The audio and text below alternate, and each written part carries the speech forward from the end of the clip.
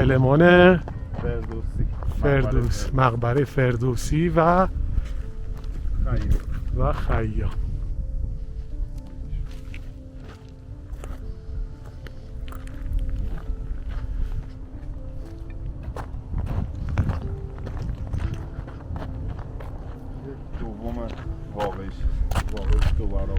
یک دوم در واقع نمونه واقعیش، نصف نمونه واقعی.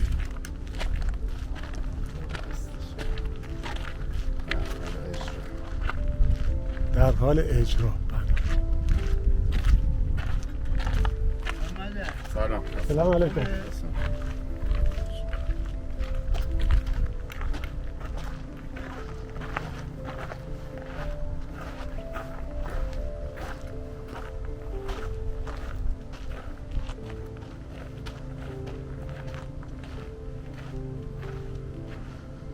بریم شقا زنبیل.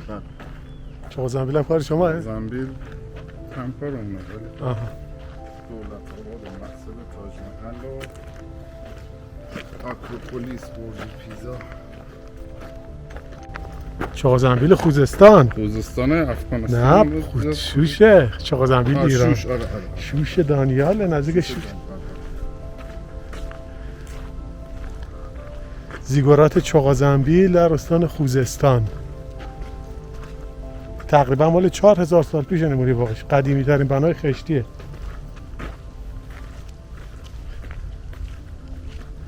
اینم زیگورات چغا زنبیل شهر شوش دانیال. قلعه فلک الافلاک اونه.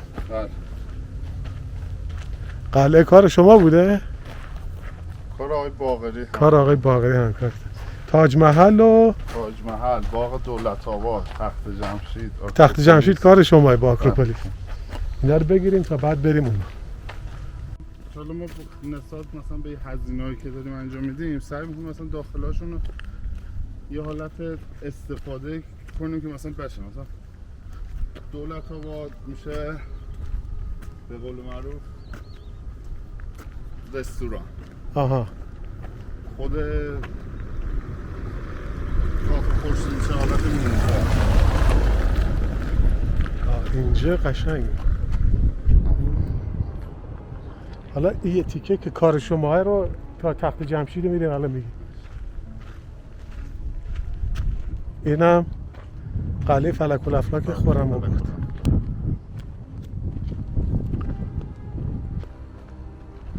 قلعه فلک الافلاک شهر خرم‌آباد.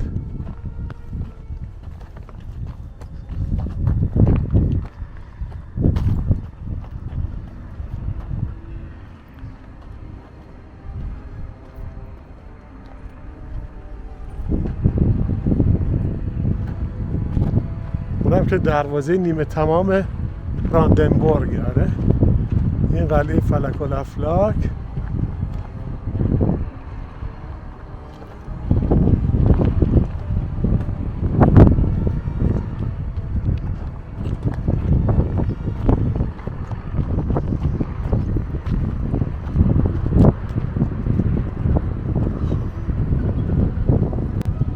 بادگیر باغ دولت آباد یزد که پیمانکارش آقای ابوالقاضی الان در کنار ما هستن. یه توضیح آقای ابوالقاضی در مورد یزد بزرگترین بنای بادگیر خشتی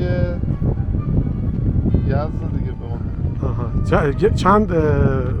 چقدر کوچیک‌تر شما دارید؟ 3/4 ابعاد واقعی دارید. یعنی بدون آهن، بدون هیچی بوده اصلش تو یزد. بازم کلا ما سازه آهنی یه جوری داریم طراحی می‌کنیم که تقریبا تا جایی که بشه مثل خود بادگیر باشه. بریم سایر بناهایی که آقای ابوالقاضی پیمانکارش بودن رو ببینیم. تاج محل هندوستان هست آقای ابوالقاضی.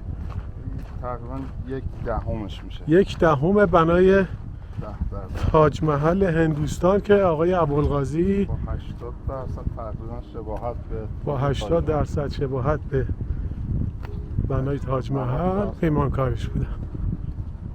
عجایب افغانی هم هست تاج محل. عجایب افغانی جدید. بنای کلیزیوم و ماچو پیچو هم که گذاشتید.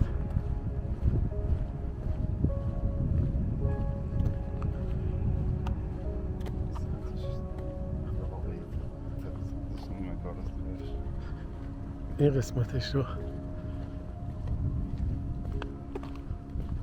ما همه چیش یعنی برآورد کردیم دقیقاً خود تاج محل شه. بعضی جا دیگه واقعاً نمیشه، یعنی معماری قدیم واقعاً خیلی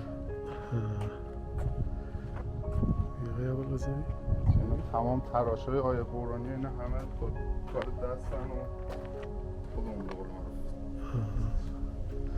آقای ابوالقاضی پیمانکار تاج محل که یه توضیح میده آقای ابوالقاضی در مورد آیه های همه تاج محل همش اینا همه تو ابعاد، یعنی هر سنگی که کار شده تو واقعیت 10 برابر بود. یعنی ما اومدیم اونا رو قطعه بندی کردیم 10 برابر کوچیک‌ترش کردیم. تمام سنگا همه با ابعاد کوچیک کوچیک به قول معروف انجام شده. کل سنگا، تمام تراش‌ها، تمام آیه قرآنی، حتی خود سوره یاسین هم ما باب به باب اجرا کردیم تو دور تا دور سردر تاج محل. ستونات همه سنگاش ابعاد کوچیک مثلا به این خاطر به این حالت ما دلمان ساخت. دقیقا هر سنگ که اونجا بوده ما به اون ابعاد 10 برابر کوچیک کردیم اجرا کردیم. تراش تمام سنگا همه با دست بودن. خیلی خوب. آقای ابوالقاضی بریم بناهای بعدی که کار کردیم. پلیس بوده. این در واقع محوطه جلوی مشاهیر. باغ مشاهیر کجاست؟ باغ مشاهیر مشهد. آها مشهد. مشاهیر الان اینجا ما کل مشهد فنیسشون ساختن ولی خب هنوز اجرا نصبشون نکردیم. گفتیم پارک انشالله انجام شد. سر هر کدوم از این باکس ها فنیسای مشهور دنیا. باغ مشاهیر مشهده. پس این که این هم هنوز نیمه کاره است تقریبا.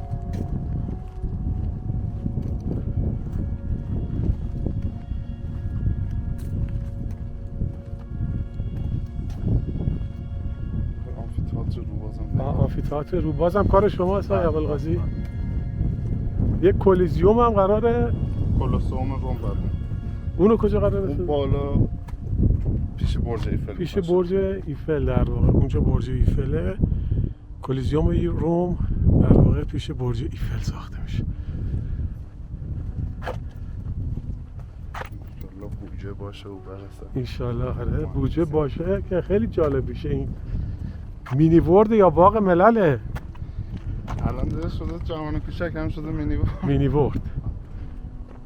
شهردار قبلی گذاشتش پارک ملل اسمش رو، ولی خب الان همه رو من جهان کوچک رو مثلا چیز میبینم انشالله رو گوگل و اینا همه میزنن مینی ورد. اینم کار آقای در واقع یه سن اونجا انشالله اجرا میشه که به قول معروف ملت بالا. اونم برج چیه؟ قابوس. برج قابوسه. گنبد تقریبا تکمیل شده گنبد قابوس. کتیبه شده آقای مطلبی نصب. آقای مطلبی دارن کتیبه هاشون نصب میکنن. بریم که بقیه کاراتون رو ببینیم آقای ابوالقاضی، که بقیه کاراتون یکی آکروپولیس آتن و تخت جمشید. پل ورسک و اهرام ثلاثه هم اونجا.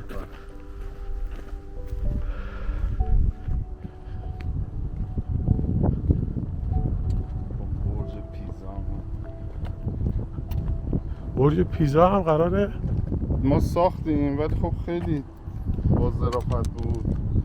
به قول معروف داریم بازسازیش میکنیم. اون کجا برج پیزا؟ هم پایین دست پایین که داربست رو بستیم. آره. پایین تخت جمشید میشه برج پیزا. نه آرامگاه بوعلی کار آقای بستیجان. اینم حالت نیمه تمام فعلا داره. آرامگاه بوعلی دیوار چین ولی تقریبا تکمیل شد. تخت جمشید هم که شما کار کردی تقریبا میتونیم بگین تکمیله. ما می‌خواستیم یه ذره به هم ریخته ترش کنیم که دقیقاً مثل خودش باشه. دیگه شهردار گفت نه همینجوری مدل. حالا چند تا از ستوناشو خودمون هم به این حالت انداخت گذاشتیم که به قول معروف یه حالت قدیمی هم داشته باشه. آها چند تا از ستونا رو مثلا انداختید زمین. آره دیگه هم خودت اون گاوایی که تراشیدیم اونا رو کلا همون گذاشتیم تا اینکه یه حالت واقعی داشته باشه. این که پل ورس که اینم پانتئون آتنه، اینم اهرام ثلاثه. بریم یه فیلم از اینو. در حال بازسازی دی تقریبا این قسمتش اصلا تکمیل تره. تکمیل تره.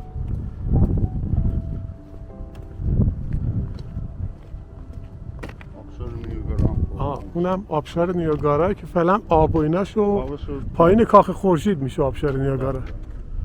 حالا میریم اول اینا رو بگیریم، این قسمتو پل ورسکو با این دوتا پانتئون و تخت جمشید کار شما بوده. از این ور اصلا پارک پل ورسک بریم که بهتر بیفته. برج پیزا هم کار شما آقای ابوالقاسم. سال 90 بوده ریختنش دیگه. حالا ما در انشالله میخوام بازسازی شد. یعنی یه بار گفتن که لازم نیست برج پیزا، چجوری شد؟ هم مخالفت هم نه، مردم هم میکشیدن بالا. حالا الان یه ذره مقاومت رو میخوام بریم بالا انشالله. آها مردم یه مقدار آره میکشیدن بالا. البته پارک نیمه کاره بود، یه کمی فرهنگ سازیش چی بگیم واقعا بعضیات از برج پیزا کشیده بودن بالا، برج مقدار تخریب شده بود. میکشیدن بالا میشستن بالا. بریم اول برج پیزاتون رو ببینیم که کار خودتونه. بازسازی بشه. عکس اون موقعی که ساختیمش رو داریم. حالا اونم واسه میفرستم. خدای خیلی. دقیقاً خود برج پیزا 6 ماه زمان برده قالیبگیریه که اونم واو برج پیزا رو ما اجرا کردیم. ولی یعنی ستونا، کجیش همه چیزش. این الان چقدر اندازه واو؟ ارتفاعشه. به خدمت کار زم خودش هم تقریبا 130. یعنی یک بیستم برج پیزا هست میشه. یک بیستم برج پیزای فلورانس ایتالیا. این برج پیزا تمام با قطعه سنگای کوچوک به قول معروف همه چیز جزئیاتش کامل، ولی خب همه رو ریختم زد. یعنی تمامش پنجره همه چیز طبق تعداد، حتی هر چیزی باشه ما ولی با پلی استر ساختیم، یه ذره ضعیف. خب باید یک سال قالبگیری و گورش سنگینش زمان بردن. یه سال هم تقریبا طول کشیده های ابوالقاسم کار ساخته. یا علامه ماجی لعنتشون. بعد یه مقدار اینو تخریب کردن بچه ها. بالاشون اون عکس کامل شده میفرستم. خب جنسش پلی استر هست مجسمه که تو خونه میذاریم. تمام با رزین کار کردیم ولی خب متاسفانه بچه ها یه مقدار اومدن تخریب. بریم تخت جمشید ازون ببینیم. آرامگاه ایام. اینم آرامگاه اون کار آقای شفیعی. اونم از پلی استر ساختن؟ نه بتون. این همین برج پیزا از پلی استر بوده که تخریب شده مقدار.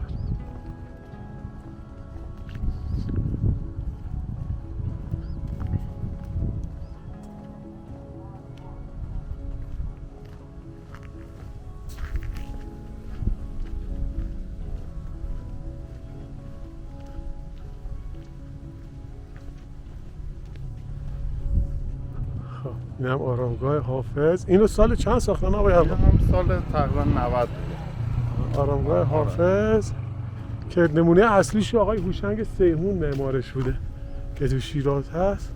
اینم تو ملایر. چقدر عباد واقعی آقای ابوالقاسم؟ در جریان این نیستم چون اینو همکارتون ساخت آقای شفیعی. از بتونی هم هستیم مثل برج پیزا، جنسش از پلی استر نیست. اینم در واقع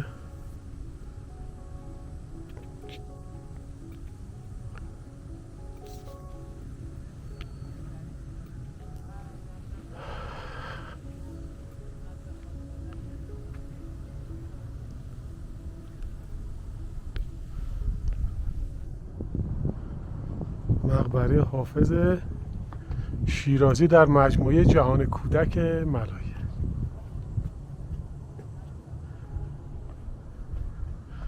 خب ابوالقاسم بریم تخت جمشید میخوای آبشار نیاگارا بریم آبشار نیاگارا رو ببینیم، بعد بریم تخت جمشید که کار خودتون بوده. آبشار نیاگارا هم کار خودمون بود سال 90 ولی خب دیگه ما یه چند سالی ماله نبودیم، تکمیلش با آقای شفیع. اینم کوگرمه ملایره یا کوسرده ملایره؟ او گرمه، کوگرم است، اون کوسرده است. بفرم.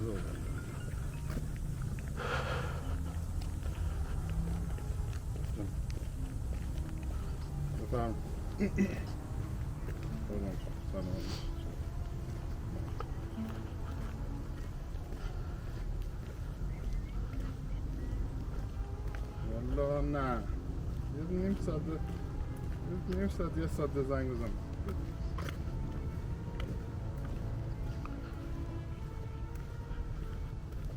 والا در جریان نیستم، بذار نیم ساعت یه درد شما رو بدون خدافظ. این آبشار نیاگارا است آقای ابوالقاسم.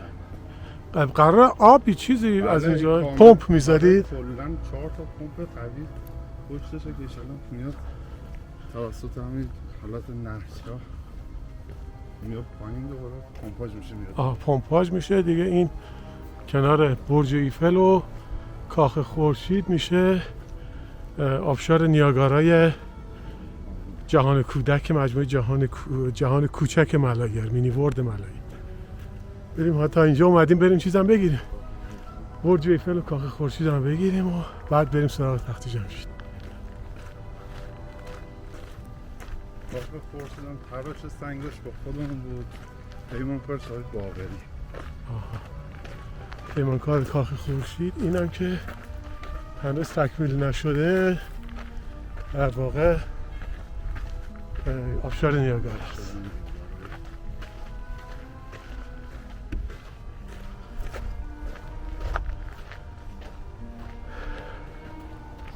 کاخ خورشید مشهده آقای ابوالقاسم. کاخ خورشید توس. یه دور بزنیم.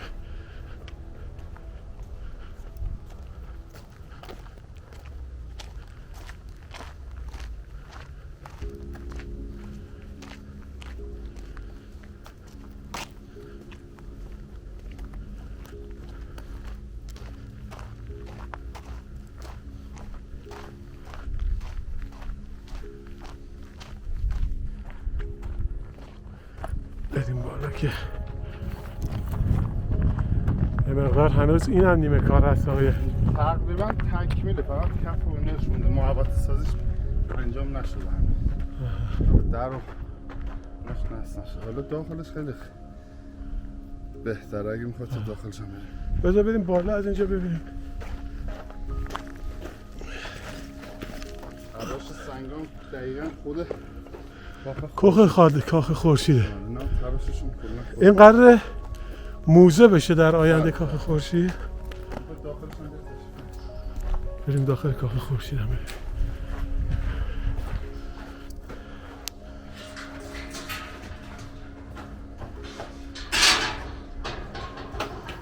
خب بریم آیا بفرمایید شما.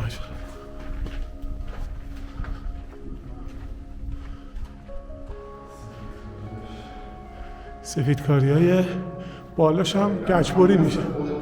این خود کاخ خورشیده.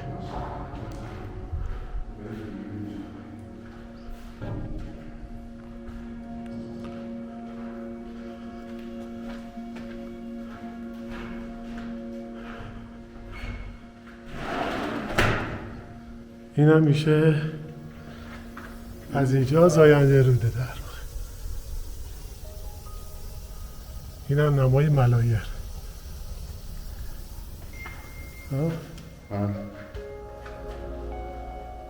خب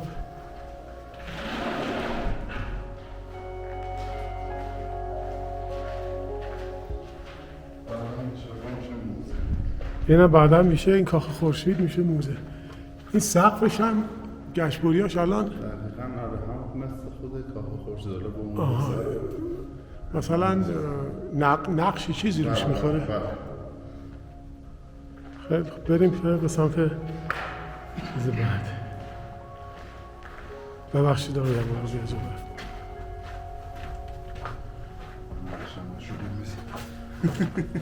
ها ایمانه باش بیا آقای ابوالقاسم، بریم سمت برج ایفل هم بگیریم آقای ابوالقاسم.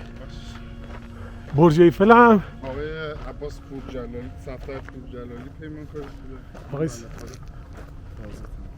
این تموم شده برج ایفل تقریبا، منتها هنوز فکر کنم رنگ‌آمیزیش مونده.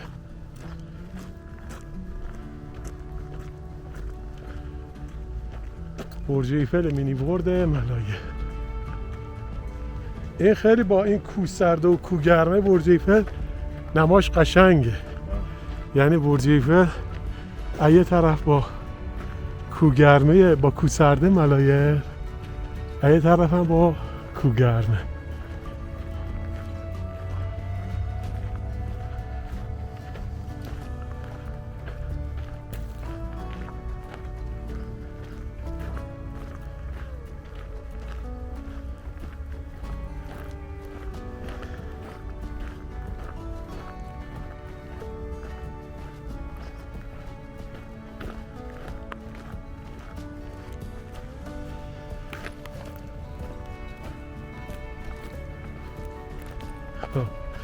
اینم برج ایفل مینی ورد ملایه.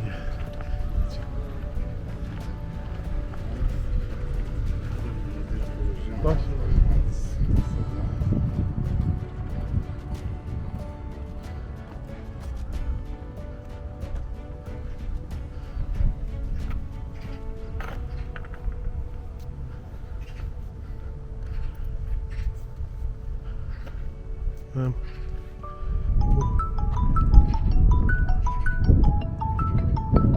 برج ایفل جهان کوچک.